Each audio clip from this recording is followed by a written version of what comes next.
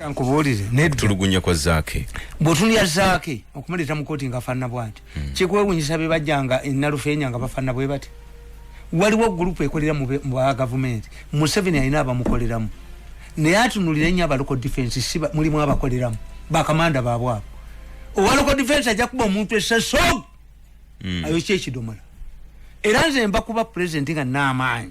abaloko defense bali ambadde uniform ndani ne balekera ukonona UPDF Nabano commander bano siya bano akube simu na defending ameja gun no peleka buyo baka kwa Chimaka. Local defense is killing the image of UPDF. They put on the same uniform, carry the same guns, and they have no order. I have not seen a local defense man paraded before the court martial. They have the same uniform, same boots, same. How can you take a cheater civilian before the court martial? On local defense, not a quite wako. Bagay kuba muntu omisas. Local defense mujidishaming. Mujidishaming a day to never political commissars. It pains me. I'm a commander. Amajiga IPDF akoledesha into chago ne muteka mubano ne uniform mbuzi zacha Zake local defense ya Zake ne Zake bagala bamutti beti kumulamba bagwise mujuka Museveni asone bano ya kabiniti nkubulira abasirikale yes who has been arrested and charged akuba Zake aliwa police yagambe titite yeyetulugunya anti chenkubulira how you were stupid because mwagamba nti Zake yatolose mu komera Jiyali akumira bamu yambo kutoloka baliwa omuntu yali mu mbeere embi nti bamusudde ku ddwaliro yatolose nadda ku ddwaliro are you stupid Zake naye waliwa Zake ayina abamukozesa yakwata olujjiro Zake naye bamunonyezaako bakoleeza kabiriiti mwekamba buulire nze tumukunde nabeera naye ebbanga ddene musajja mugezi besi yoyo gwe mulaba naye erumu akola ebintu naye ayina mugezi naturally nti emmere yagibalekedde ne mugibba kati Besigye singa kera kuma kinaga ndi ngenda gaba mmere temukwatako kubeba lemi yes yabaleka n'abawa goodwill nga yamanyi we kinaagwira naga pana sumbuwa gwe mubaleke don't wake up with sleeping dog emmere jabbalema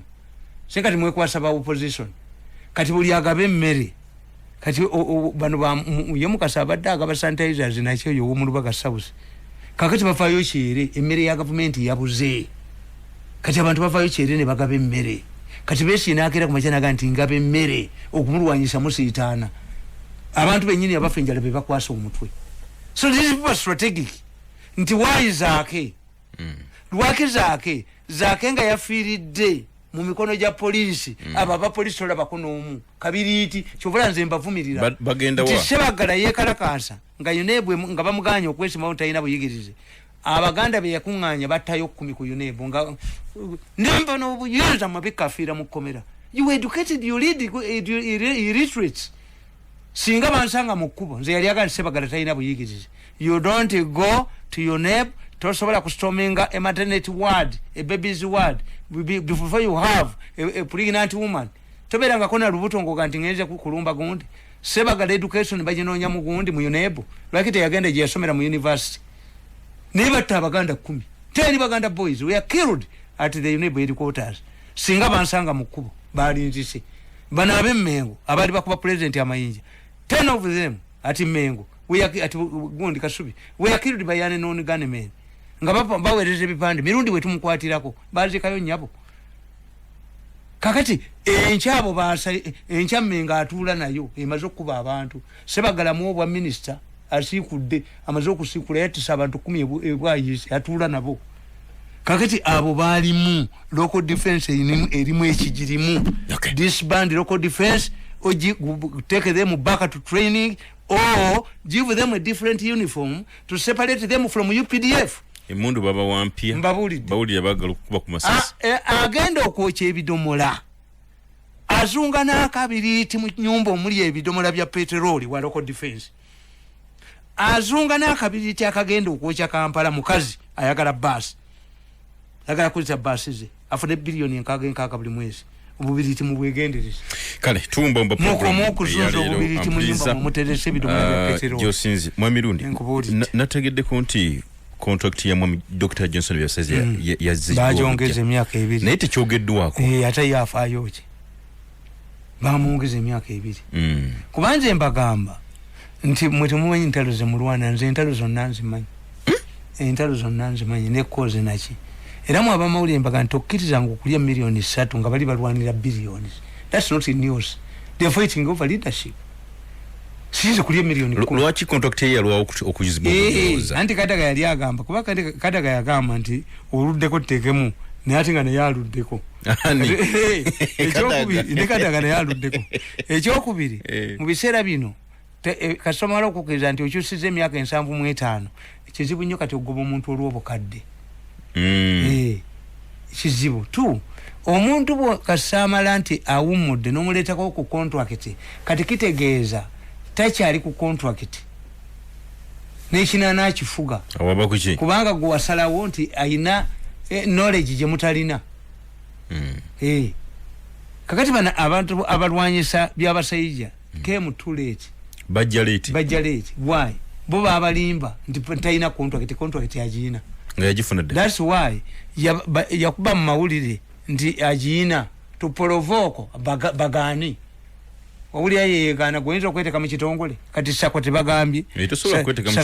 nti bamwandikidde ebbaluwa naye Sako's argument agamba nti baginsuulira nga pamphlet bagireete mu office mwendi ngisayininga engende nga bo banonda nti yagiwulira ku social media ye taga ntajja kgenda is a known fact naye tayinza kudduka buddusi nadduka let him hand over very intelligent abamuli tuli bagezi agamba nkimanyi practice ya civil service njimanyi nti I can be interdicted but I cannot just live like omubi w'enkoko. Let somebody pick courage kamu tujinja ampe baluwa nti ngenze ku interdiction handing over to somebody. Sakwa bwe yagenze bwe yaze mu office yasanze obuwunga babubi kati kyongambe ku Dr. Byabashayija ogenti yategeza amawulire nti ye contract yagirina golaba munyeenya nga agezako kugira kati bano abamunyeenya bagende mu koti bawabe koti emufulumye nti atulayo illegal nze mbagamba nti bagenda ne babalyako ssente ne babashuwalinga ntajja kuyitamu omanyi naye ugundi abafere bali wana abayitirivu ne bakulya ssente ntajja kuyitamu omusawo omuganda agenda naga nti mujja waagenda gujja mulaba ajja kutandika okusiba emigugu ogenda okulaba omukazi atwala mwana mu ddwaliro jajja ndowooza atandise okusiba kati nakugamba nti ate bwakoma wokola eki abafere bayitirivu zembabuulira kakati if I was part of the group etayagala byabasajja nkola bwenti sigamba nti tayina nzikiriza baamuwa kati we start preparing for his exit kubanga if he is given 2 years it means naye 2 years bazimuwadde akole eki orderly hand over kakati we strategizing in the next 2 years this naye bano bamafia obawulidde nti bamafia bo bateesezza dda post gundi abasajja kagambye nti nabyo nebiri mu parliament ebyakadaga mu biyimirize mangu kubanga Kadaga kati ko kategera Mirundi akakasajja kategera kaino ekibi kyako bubbi ekirwadde kino kiyinza obutaggwa kuba abakirira mu bangi kijja kuggwa wanje tekijja kuggwa but we must coexist with it kyetubadde tuwonyeemu kibadde kimu. Do you know why the Tanzanians are coming here? The Tanzanians and the Kenyans and the Congolese are flocking here. Why? Ewaabwe bajja kutuuka abalwadde 100 okulwanira ekitanda kimu. Kwa kigenda ku exploding omulundi gumu. Wano president kyabadde atuyambyeko, we would see constructions of new hospitals. Era mwabayina center abagagga mu kifo ky'okuzimba ebiduuka muzimbe isolation centers zimbe eddwaliro government ejja dipangisa gye batwala abalwadde. Abantu bambuuza nti 14 bwe ziggwako banaggulawo. Ne banaggulawo tujja kubeera nabo nga tulina sanitation tulina kikyo obulaba mbasaasira nti mwekuumye temulya mmere mwekuumye enjala naye mugenda ne mugamba nti omusajja atemye mukazi we ne mudduka mu kibinja ne mwesiiga kati mukolidde ne muwulira tukuta abaana baffe twekalakasa genda wa chairman naye talina mmere muvayo mu cases kuba science wako congregation naki kakati olwanidde ki akati olwanidde ki olubuto obonyebonye nalwo emyezi 9 ozadde omwana omusudde mu kinya bakusibya ate lwaki ampuliriza nkwebaza webale nnyo bali ddala bwetutulira abantu bano sensitization nti bamalaya mu kifo ky'obakwata ne mubagalira ng'enkoko oba ne muleeta gundi ne mubagamba bakendeeze ku bbeeyi nabana abaguzi ba wano nabo bagule oba ne mubagalira ng'enkoko tafu measures gwe tukwata malaya mubagalire baagala bamalaya bagendeyo omuwendo gweyongere. Why are you not tough on these prostitutes? Baagala omuwendo gweyongere. Mbadde ne David omusajja dokita ali hoyima bamukwata ne mukazi we nga bagala kugala kiriniki ye yawandikira ne president ebbaluwa n'agiwa Nakalema nja kulekera esimu y'omukubiri sajja ali bita nnyo bamuga nti Ayina nga muganda wakola mu virus institute namubulya temuyina bano ne bajja ne results zaabwe naye nga kye baagala bafune prominent person mu hoyima gwe baga nti Ayina operations fund zigende hoyima. Oja kumba mukubiri. Yes, ina mukubiri. Mwebali nnyo batuliza bwe tubadde leero nakwelo kiriza tusibulire wano.